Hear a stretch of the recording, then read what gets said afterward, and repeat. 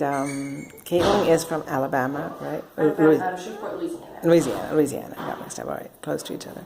And well, she's working in a very, very small town of 3,000 people, but she's doing wonderfully. She is getting a lot from the town, but she is also adapting to many different circumstances. Okay, Kaitlin, I'm sorry, I was just interrupted. Can you tell us a little bit about your experience? Yes, so I'm in Serrano. It's a little tiny town, and as soon as I got to Serrano, everyone made me feel so welcome. I had a lot of kids ask me for my autograph. I feel like a famous person walking into a little city. And the schools, I'm teaching at two schools. They're both private Catholic schools, and I teach from age 7 to age 18. And I love all my classes. Of course, they're very different because of the different ages, but the kids are great. They're always super excited to do whatever activities we're doing for the day. Nice. They're always very happy, very loving, and I couldn't have asked for a better placement. Oh, I'm so glad. Well, as I've mentioned to you before, Kaitlin, it always takes two to make a situation work, right? As you've adapted to living in a very, very small town, and the people have given you so much loving and consideration, it's probably because you deserve it, right? So that speaks well of you also, not only of the town. That's really good. Okay, and what was your when you first arrived and when you first started teaching, what was your biggest challenge?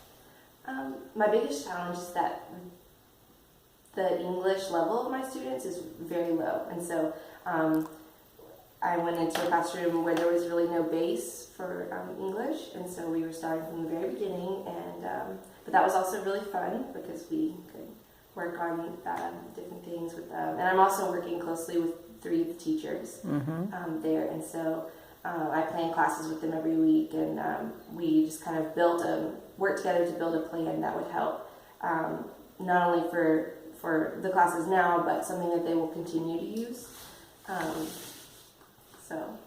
And how were your classes different from the ones they had before in this school?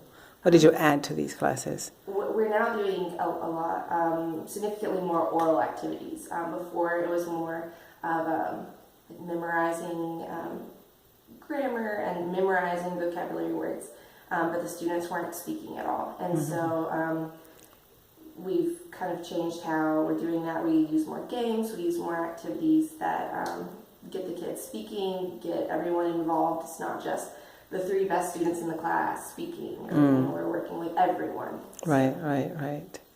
Oh, and how do you do that?